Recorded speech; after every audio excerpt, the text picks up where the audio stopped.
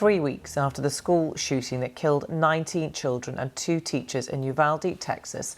Actor Matthew McConaughey, who was born in the state, has spoken out at the White House.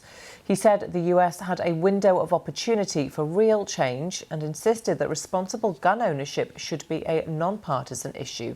Here's our North America correspondent David Willis. I will like to bring up Matthew. To the White House came an Oscar winner whose hometown fell victim to one of the worst acts of gun violence this country has ever seen. Uvalde, Texas is where I was born. Matthew McConaughey's mother taught kindergarten classes less than a mile from the scene of the shooting, and the following day he returned to the town to meet families of the victims. Now it is there that we met 2 of the grieving parents, Ryan and Jessica Ramirez. Their 10-year-old daughter, Alethea.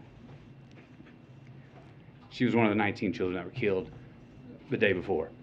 Such was the impact of wounds inflicted by an 18-year-old gunman wielding a semi-automatic rifle that another of the victims could only be identified by her shoes. These are the same green Converse on her feet that turned out to be the only clear evidence that could identify her after the shooting. How about that?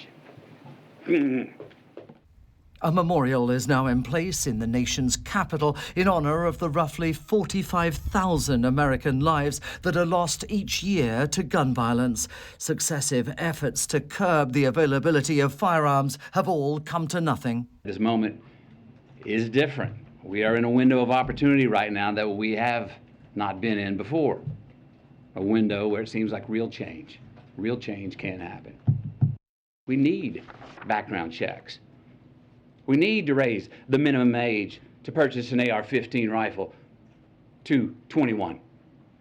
We need a waiting period for those rifles. We need red flag laws and consequences for those who abuse them.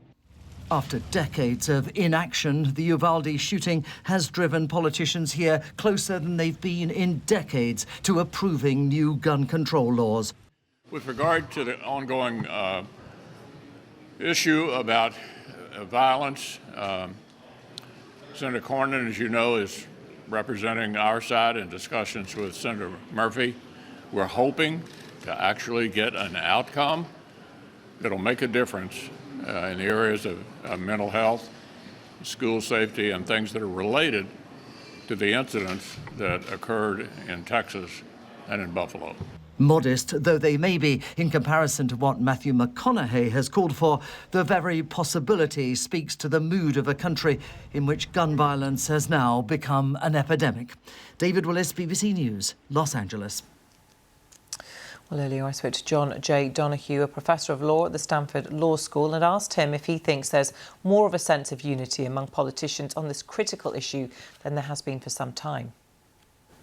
Well, among the people, there has been a sense of unity for a long time that certain measures should be taken, but the combination of the power of the gun lobby and their control over the Republican Party has prevented any such action. So almost 90% of Americans have long wanted universal background checks, and we heard that that will not be established in this latest effort. So again, the will of the people is clearly being thwarted, even though they are almost unanimous on this public policy issue.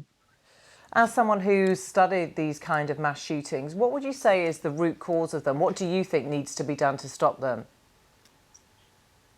Yeah, so essentially they're hard to stop because they are infrequent and are like bolts out of the blue. But there are many things that could be done to reduce their prevalence and their lethality. And you know, we've had mass shootings where 500 people were shot. And so changing the level of the weaponry that's easily available is a very important step. In some of the recent mass killings in the United States, people bought assault rifles on the way to the mass killing. So these are things that need to be changed.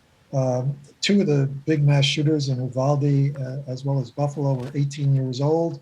States like California have changed the law so that no one can purchase a firearm before age 21, and that clearly should be done. And yet, the gun lobby is trying to get these overturned as violations of the Second Amendment right now.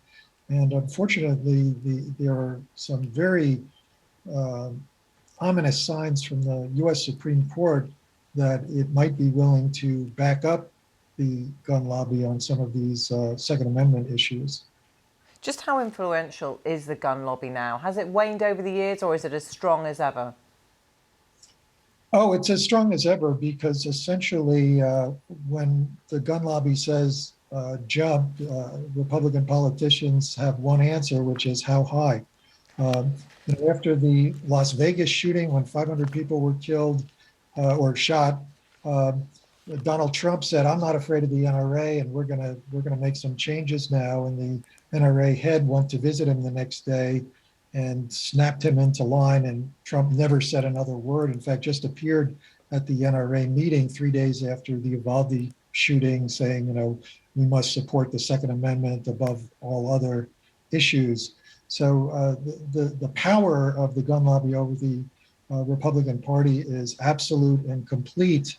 And only if they allow them to make some changes will the Republicans be allowed to do it, because they have no capacity to stand up to the gun lobby.